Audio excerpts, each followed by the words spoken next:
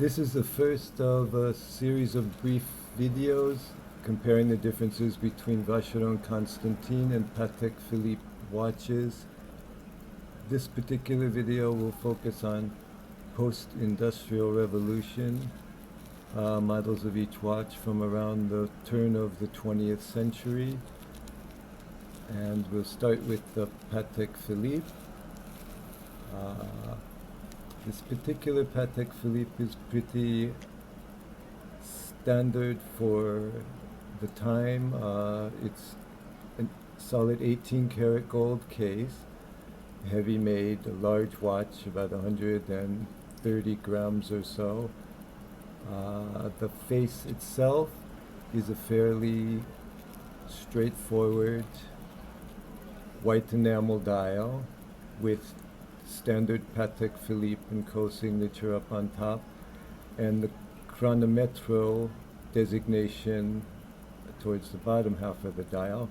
Chronometro is a designation usually held for extremely high quality watches that meet the Swiss observatory standards, of which there are many, but the most relevant is that it is precise within a fraction of a second a day, meaning it's extremely high quality, precision made movement. The dial itself is fairly standard. It's got just the black Arabic numerals and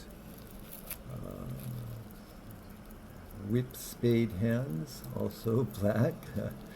The bezel is a solid gold bezel with the hinges, so for easier opening and closing if you need to get into the dial for any reason. As you can see, it's a very heavy watch, thick through the sides, the band a very heavy solid gold 18 karat. Up on top, the bow is a strong, very masculine bow with the crown being the same. The crown, as you turn it, you can see has a very strong sound to it. It's not hard to turn, but you have a real sense of turning something substantial in your hands, and you can hear the ratchets on it. You change the hands simply by pulling out the crown and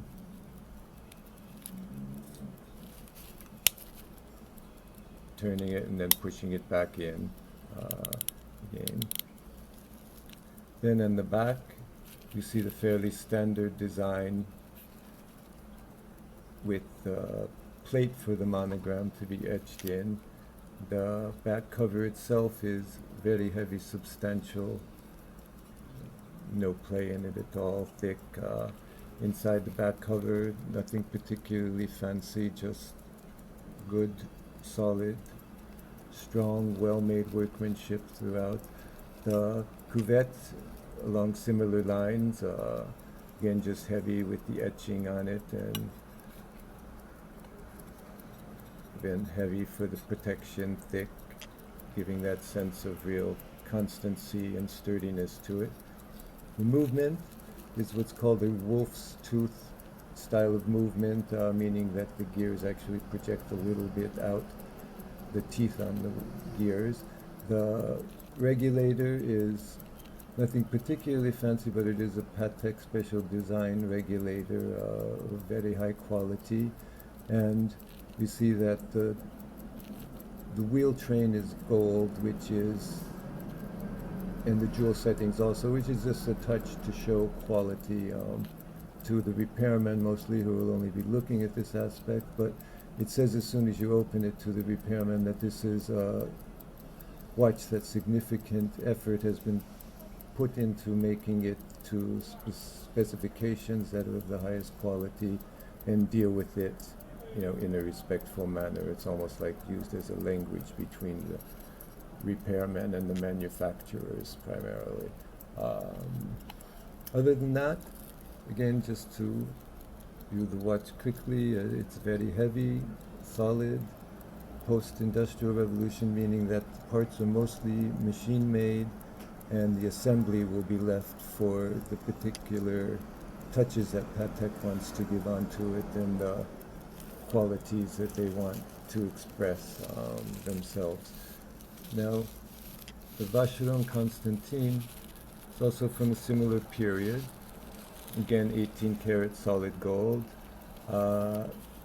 Here we see a very different kind of case. First of all, it's much smaller, a little less than half the weight, maybe 60 grams, as opposed to the others, 130 or so, like 2 ounces to 4 ounces or more.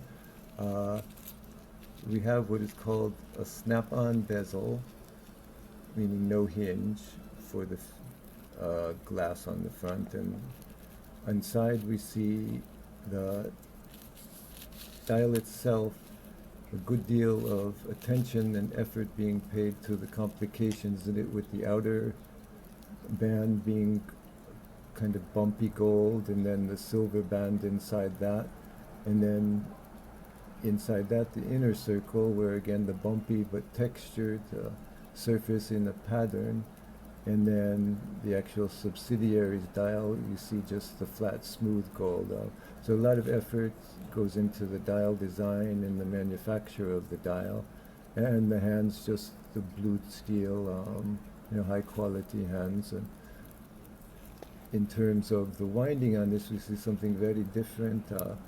When you listen to the winding, you barely feel any ratcheting. It's completely smooth. Really no noise when you make it. And setting similarly, smooth, easy, much more delicate design all over. And the level of detail, again, to the actual looks and appearance of the watch. You see that even the bow here has corrugations to it, design made into it. Then in terms of the side, you'll see it's a very thin watch, what would be considered a dress watch, or what they call a couteau edge, meaning knife edge, almost a couteau edge, not quite, but a very thin design. And then in the back, again, relatively simple, elegant in design, but small touches all over the plate for the monogram. Here you see raised as an additional plate being added on to make it stand out more. The back cover, and fairly heavy, strong, sturdy enough to serve the purpose of protection, no particular design there. And the cuvette similarly, good, not much play, heavy cuvette relatively for a thin watch like this.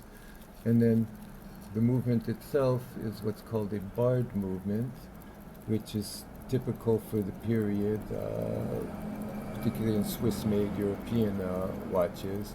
And the regulator, a standard Bosley regulator type with the arrow, where you just move it for faster or slower. You could do that yourself or a watchman.